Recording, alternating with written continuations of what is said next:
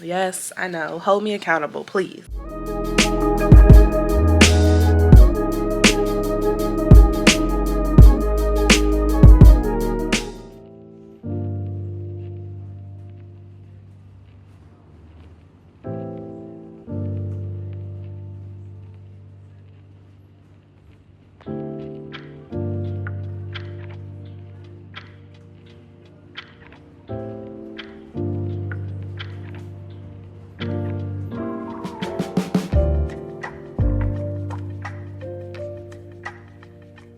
Good morning or good afternoon, depending on where you are located. I'm starting off this vlog abnormal. You guys know I typically either start off at home or at the airport, but things change. So, welcome back to my channel. My name is Bridgette. If this is your first video, I am a New York City-based flight attendant, and I'm on a layover right now. I want you guys to guess for my subscribers or crew members who watch me regularly. Let's do a little trivia to see if you guys really know me. I'm in a place where I always say I don't like flying. Yeah, I always say I don't like flying. I say that I can get in the same amount of time frame that it takes to get to this area, I can get to Europe at the same time. So those are my two clues for you. Comment down below where you think I am. You can give a wide answer as far as like a coast or a specific city. We'll see how many of you guys get it right. So I'm gonna give you a few seconds. Okay, so I'm working a 2-day domestic trip. Well, I should say a fake 3-day. It is a 2-day on paper by my airline, but it's a 3-day because we come in on the 3rd day. And this trip is everything that I do not like. But for those of you who are new or interested in the flight attendant career, you know, while this job does have its flexibility, there are some times where it just does not pan out for you to work what you prefer. And this is just an example of that. I didn't initially have this trip on my schedule, but I swapped some things around earlier last week that I ultimately had to pay for or keep up my end of the bargain for this week. So I'm working a fake 3-day. It is a West Coast red eye, 2 things I don't like, and I am in LA right now. I have not laid over in LA in a long time, especially a long layover LA. So it is currently 11:30-ish West Coast time, and I am about to get ready to go eat lunch with one of my crew members. But I wanted to come on and open up the vlog and let you guys know where I am. So yesterday we worked one leg JFK to LA. Please excuse me, I'm still pretty tired, but because it's a red eye, I didn't want to sleep too long because I want to take a nap after lunch so I have energy for the red eye.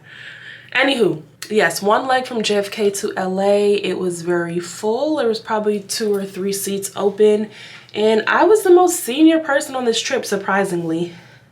At my base, typically transcons, where you go from east to west or vice versa, go pretty senior because they are worth a lot of time depending on the time frame they are.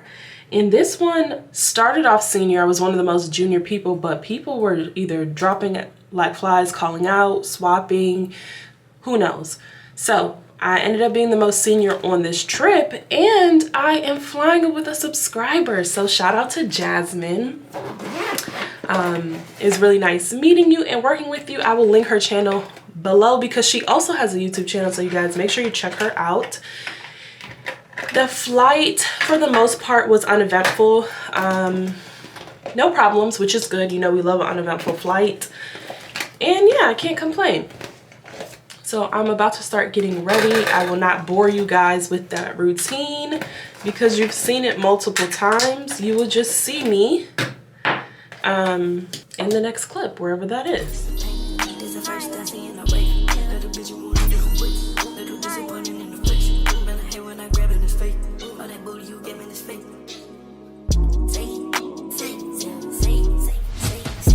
Hey crew, So it is what time is it?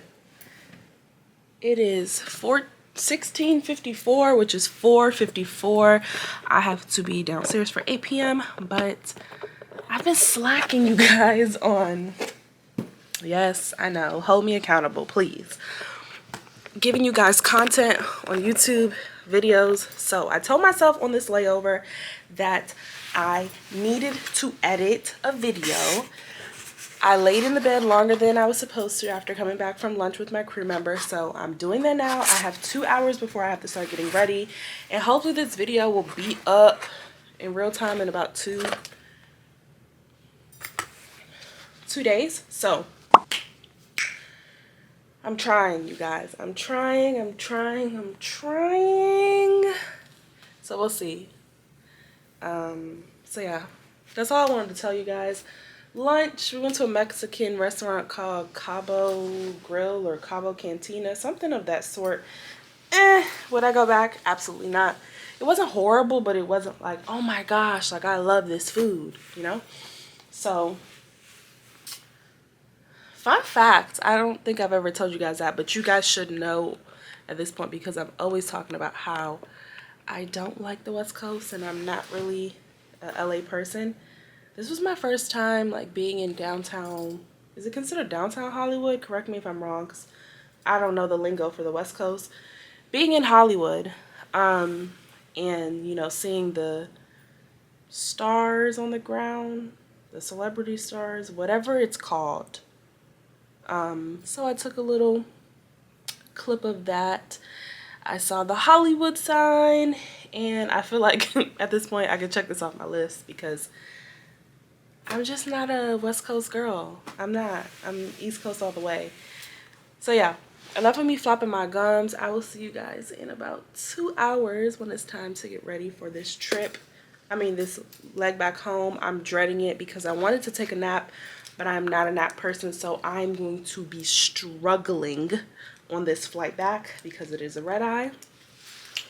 So yeah, I'm gone for real this time. See you in the next clip.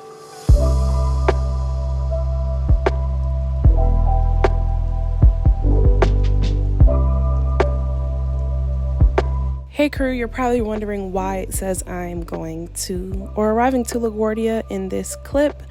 It will be later explained in the following clip, but I just wanted to share a quick story that I encountered, unfortunately, with the van service that myself and another crew member used to get from JFK to LaGuardia.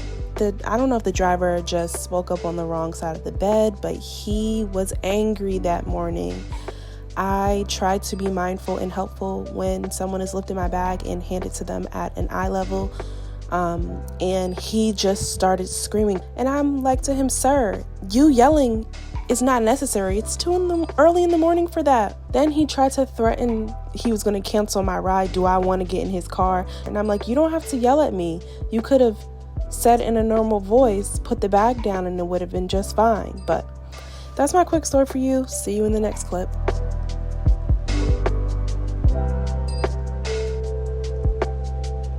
Crew, so I wanted to come back and close out this vlog and do the last crew debriefing for the trip.